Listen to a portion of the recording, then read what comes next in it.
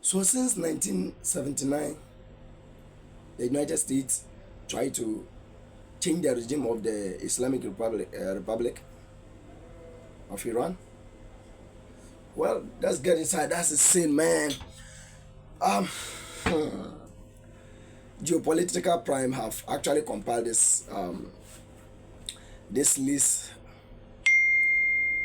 since 1979 till date.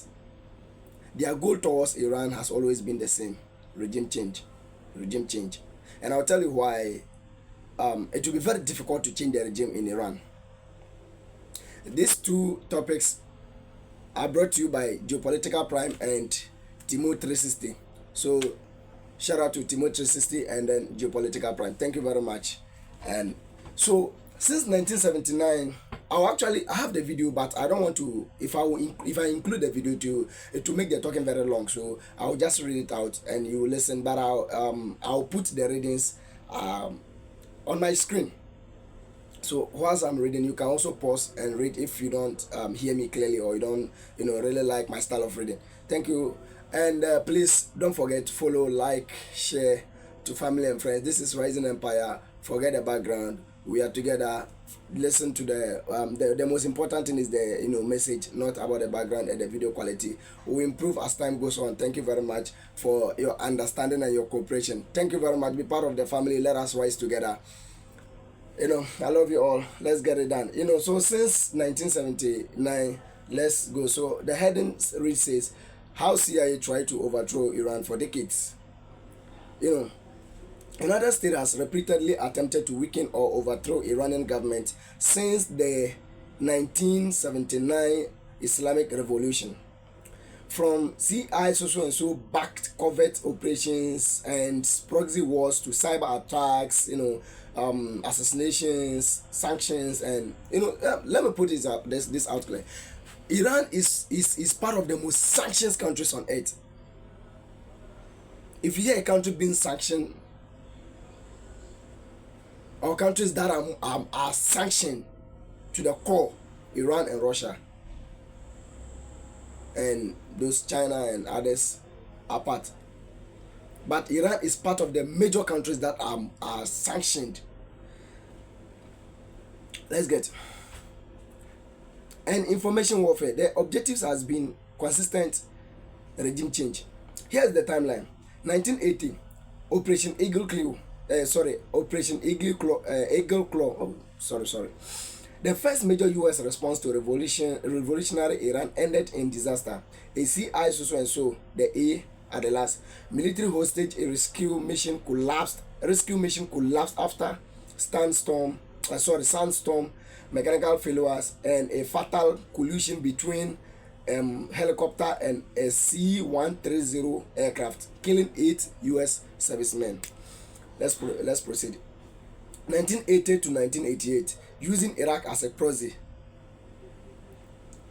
The U.S. backed Saddam Hussein's Iraq. Saddam Hussein.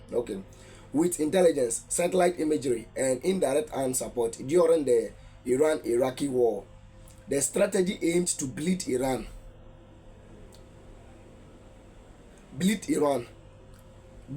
dry. They should bleed Iran dry. Well, let's continue. Instead, Iran survived an existential war, consolidated internal legitimacy, and emerged as a durable regional power.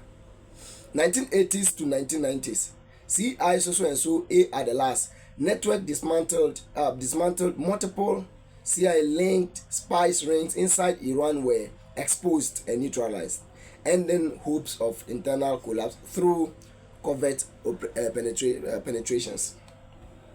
2008, Stuxnet. The joint U.S.-Israeli Stuxnet cyber attack sabotage Iranian nuclear centrifuges. The first known state-sponsored cyber weapon. While it caused temporary delays, it failed strategically. 2000s, that was 2000s, the Gen Z year, the Gen Z's year, 2000s to 2020. Assassinations are policy. Iranian nuclear scientists were systematically targeted, including the 2020 killing of Mohsen Fakhrizadeh. Please take it away. I'll put the readings for you to read. So if I don't mention anything carefully, please, I beg your pardon. Let's continue. These operations, widely attributed to Israel with the US knowledge, aimed to cripple Iran's nuclear progress and intimidate the state. Neither objectives succeeded. None. Zero. Failed. Let's go. Crippling sanctions, economic warfare, and support for protest movement. From 2009, Green Movement to later unrest aimed to fracture Iranian society. Instead, Iran adapted through alternative trade networks and deeper ties with non-Western powers. You know, these guys, let me borrow this word from Timothy 360. These guys, Uncle Sam and Zrayo guys, you know, they have the backing of these Western countries. You know, they work together. They are like family. They work together. So that is why Iran actually channeled their trade system. And you know, Uncle Sam, whenever they sanction you, no country on earth can trade with you anymore, any longer, unless that country is also powerful as they are, like Russia, China, North Korea. So these countries, economic powerhouse of Iran, heavily dependent on, you know, a country like China, because they have some substantial oil. They have a lot of oil reserves, and China needs it to power their industry. So let's continue.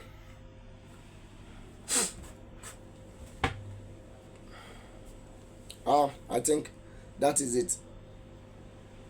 Yeah. So now let's go to why Iran cannot be. This regime can never be taken out. This current war, Iran named it the Ramadan War. So this current Ramadan War, this, you see, they have eliminated the supreme leader. Quickly another one was replaced. That is the chain of leadership in Iran. Let me do it this way so that this cap will not block my. That is the chain of leadership in Iran. I mean chain, not change. Iran has built their system to the you see, they've realized back in 2000s, I think 2003, when they took out Saddam Hussein, Iran quickly realized this. You know, in some countries, let me use, I'm an African, so I have a history about that very well. So let me use Africa as an example. Look, back in 1966, when Sergeant Dr. Kwame Nkrumah was overthrown, his government or the leadership ended. There was no continuation. So the entire country became rough. Let's go to DRC Congo. DRC Congo, I think I can't remember the year. So let's take it that way. So let me forget about the year. When Patrice Lumumba was taken out, his leadership and his regime ended. Fast forward, 2011, when Muammar Gaddafi was taken out in Libya, everything ended. And today warlords are competing for power in Libya. Today Libya is one of the most reckless countries on earth. Fast forward, let's go to Iraq. After Saddam Hussein, what happened? Iran has been destroyed to a point of no return. Let's go to Syria. After Al-Assad, I think back in I was still in this country. I think 2024, Al-Assad was taken out. So Iran realized this, that no, look, we need to build a system where there should be trust among us. So Iran, when you take out this leader, this one will follow suit. When you take out this leader, there's no way you can change the regime in Iran. There's no way. Unless you send boots and that one is also a suicide mission. Your soldiers are on the road of no return. The moment they enter, no return. They are going to. So it will be very difficult for a country like Iran, the regime, to be taken out. Most of these guys have their successors. So the moment the person is taken out, they are ready to be unalived for their country. But they have successors. The moment this one is taken out, this one takes the job immediately. And Timor 360 have analyzed their military to the core on why after all, even when you take out everyone, they will still strike you. This is how it is. Their command center or their command is not limited to solely on one person. Like this person is in charge of command, so if this person is taken out, we cannot take orders. No. This one can take orders independently. This one can also take orders independently without needing the main command center. Each one act as a mini command center or as a command center. That is how basically the thing looks. So, and they understand each other. That was why on the first day, that was 28 February, the moment Ayatollah Khamenei was taken out, immediately there was a response. But in most cases, in some countries, he is the supreme leader. So when he's taken out, the orders, no one can take order, and the country will remain silent. But in this case, no. You see, the retaliation was even harsher. You understand? So in Iran, they have built their system. I don't understand them. They have built their system, and it will be very difficult. And I have a lot of information that Uncle Sam, they are trying to run out of the war, but Iran is saying no. I have videos where Iran is saying no, but I cannot include. Maybe I will make an independent video on that, because the video will be very long to take much of your time. Please, if you have watched the video to this time, please just type anything on the comment section. I want to see let us build this thing together to a point where we'll be using our own statue. You understand? Let us build it together. Your subscription is very important, and share is also is more important, because this kind of videos like this, they don't the YouTube algorithm does not push it, because this platform is for them, and what we are saying is kind of like revealing maybe some iota of truth. So it will be, they will not push it unless you push it. When you like it, then they automatically introduce it to another person. You understand? So please be part of the empire. Let us grow the empire together. Shalom. See you guys in the next episode.